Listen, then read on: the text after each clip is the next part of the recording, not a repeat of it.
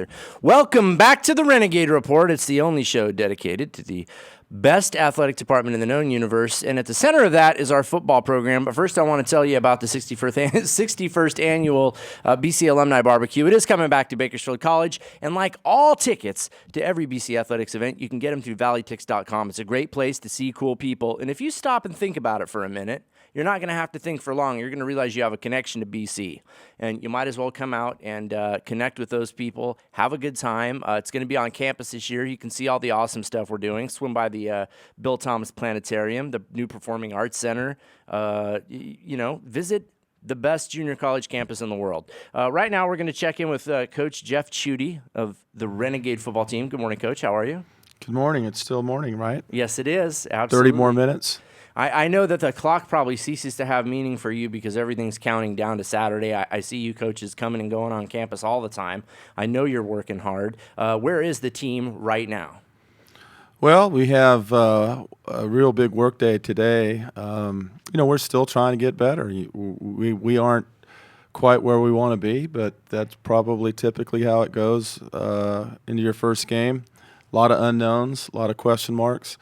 But we've got great chemistry, and that's one of the more difficult things to do, especially at the community college level when you have such an influx of turnover that it's really hard to develop a locker room in a short period of time. And that's something that I think as the culture's been created, mostly with our returning guys that are coming back, have worked extremely hard. They're not vocal guys, but they're leaders by example.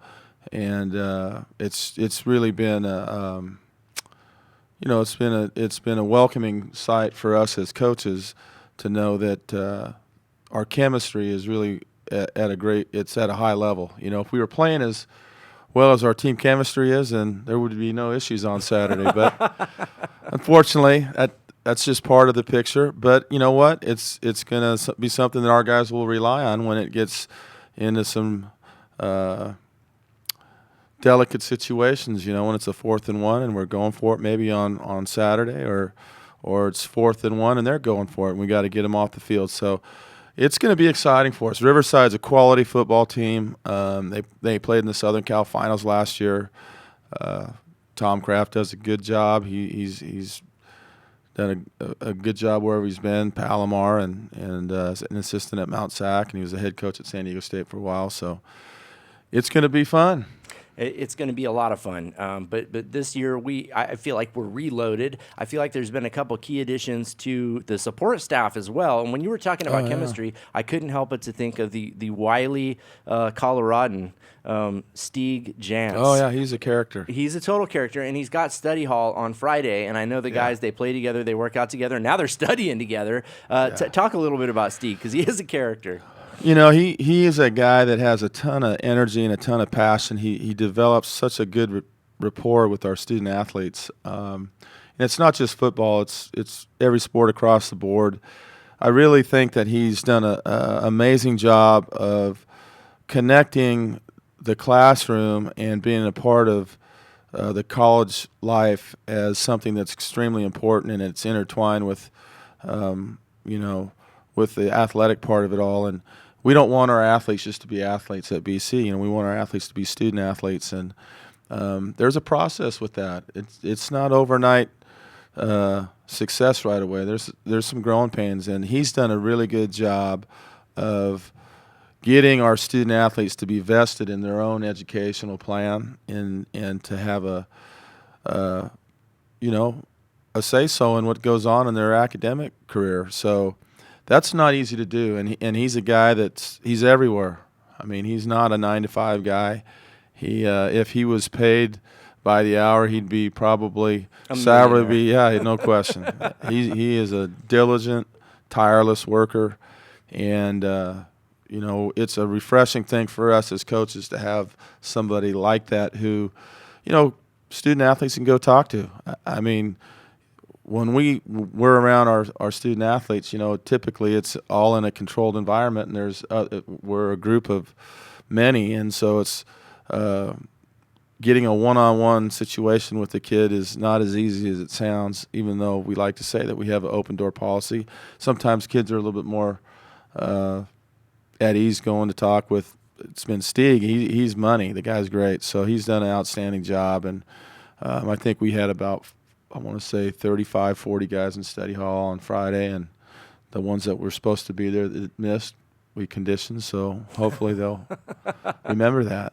So the truth through sweat, yeah. that's for and sure. the other guy that's really done helped us out, and I think it's going to help all of our athletic programs, is Zach Peters. I know Sandy just talked. I kind of overheard Can't a say little enough bit about him though. No, those two guys are really good. They bring something to the table that really helps us out as coaches across the board. So that's going to be a really big benefit to our programs. And going back to that part about making student athletes, like, Coach, let's face it, you're a good football mind, but you wouldn't have this job if you hadn't gone to school. Yeah. If you surprising, right? Yeah, but it's the truth. No, yeah, you got to pay. It's a I think the thing about it's a process, and it's not an overnight. It's not an overnight deal. It's a day to day. It's really stacking up a lot of days together and being extremely consistent and being extremely focused and being extremely disciplined to weather the storm. And there's good days and there's bad days and good weeks and bad weeks, but that's part of the caveat behind getting a college degree. There's a price that you pay for it. Well, there are, and I've heard people who aren't close to athletics say things like, "Oh, that guy, he's transferring on the strength of his athleticism," and it's like, no, you don't know what you're talking about. You have to complete some classes here at BC. You have to accumulate a certain number of credits. It doesn't matter if you're, Tom Brady. It doesn't matter who you are. You've got to have those classes to take advantage of the scholarship, right? No question. They have to our student athletes. There's a matriculation process that the NC2A sets for all community college transfers, and we're all under the same transfer guidelines across the board. In the United States, I think there's roughly about 140 community colleges that play football, and obviously there are other states that play other sports as well. We are all under the same guidelines in terms of transferring out, matriculating student athletes. So there's a definite protocol that they have to meet, certain expectations. One thing that's interesting to me is, like, I try to stay out of your way when you guys are practicing, because that is work. So it's the health hazard for you if you're in our way. That's correct, Coach. I know what you're referencing. I decided to get an exciting shot once of a 220-pound speeding locomotive, and I almost got myself injured. Yeah. But I won't be doing comp. that again. Yes. We're trying to alleviate the workman's comp claims. That's right. But you, sometimes when you're wrapping up practice, you're not even talking about football. You're talking about being a man, being accountable. Sure. And I've heard you say that football is a sport that will reveal weaknesses. Well, it exposes character flaws. And that's what the locker room, why it's so important, the chemistry coming into Saturday. There'll be a lot of stress on these guys. For the first time in a long time, it's been over a year. For some of our guys, it's been over 2 years because of injuries. And they're going to line up Saturday, and they have to hang their hat on something. And hopefully it's the process of what we've gone through in practice and, all the little things that we really harp on.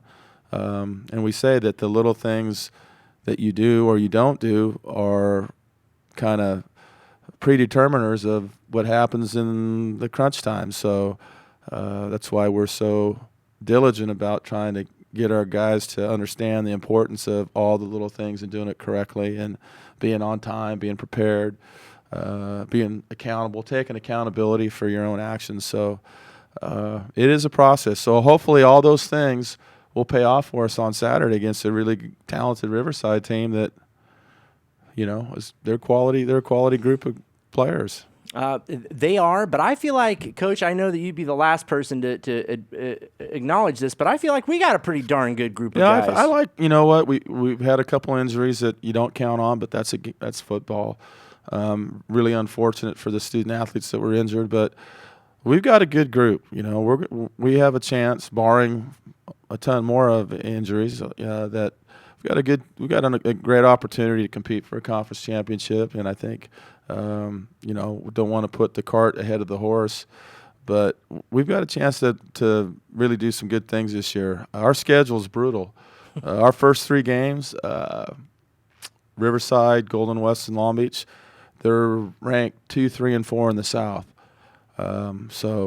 But that's because the schedule that we have is based off of 1-loss records over the previous years, and that's kind of how it's always been for us. We've been up at the top for a long time, and we're playing arguably the toughest schedule in the South, and so our guys got to be prepared. And Renegade fans are a little bit naive, maybe sometimes, or not naive isn't the correct term. I'm reminded of a story that Tiger Woods was having with his then wife, and she used to be a nanny for Jesper Parnevik.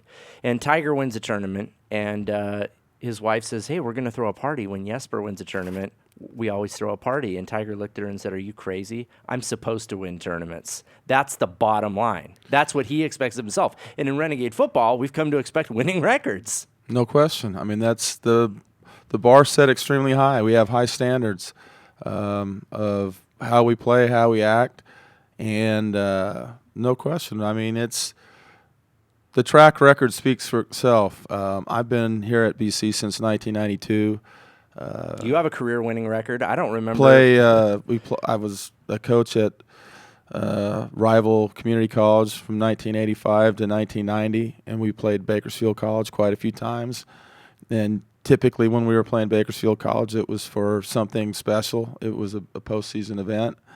And then as a player, I played against BC in two postseason competitions. So Bakersfield College, way before my years, through all the way down to Coach Frost, Coach Beatty, Coach Newman, Coach Collis, Coach Bowser, Coach Greider. Yeah, I'm pulling some names out. You're doing awesome, Coach. Yeah, there's a lot of history and tradition at our school, and that's what we have to take pride in that. So, it says Bakersfield across our front of our uniform, so it has to mean something to us.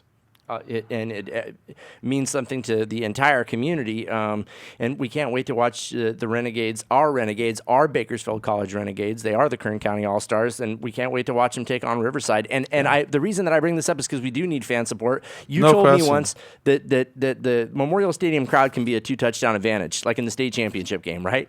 Oh, it's huge, no question about it. It's hard to explain until you sit in you're standing on the sidelines, or if you happen to be at a game where there's a good sized crowd, it's definitely a momentum advantage for us. I know we do have to wrap, but I hadn't heard you explain that before, that you have been an enemy of the state before. What does it feel like when you come in as a visitor to Memorial Stadium? How did you feel? Was it like playing the Yankees? Yeah, I would liken it to the tradition and the history. Not that I'm a Notre Dame fan, but it's like that. Thank you for clarifying. No, I'm not a Notre Dame fan, but I really, I'm a college football fan. In fact, we have two ex-Renegades, 2 local players. Mercy Maston lines up and plays for Boise State. I think they're rated in the top 25 on Friday night. And at the same time, we have Grant Campbell, who's starting for Baylor, number 4 team in the country. So that's pretty cool that we got 2 BC graduates and local guys. This is the way we want to do it, bring them up through our program and playing for top 25 teams. Baylor's number 4 in the country, and he's starting at the middle backer spot. I think they play SMU on Friday night. And Mercy's playing University of Washington, his old coach. So you can make it an all-Renegade weekend if you want to. Oh, that'd be great. Absolutely. And we need your fan support. We want you to come out. If it's been a while since you've been to a Renegade football game, we know you love high school football. This is really going to blow your hair back. It's a faster game. They hit harder. And the Renegade coaches are mad scientists. You really don't know what's going to happen. I almost hope it's a close score so we can see them pull some rabbits out of the hat like they did so many times last season. Fun team to watch, but we can't go back in time, but we can go forward. This weekend, September 5th, in the 60th birthday season at Memorial Stadium, it's your Bakersfield College Renegades. Get your tickets at valleydix.com. When we come back, we are going to check in with Lo Aguiar and hear about one of the best volleyball players in the state. Don't go anywhere. The Renegade Report will be right back. Beautiful.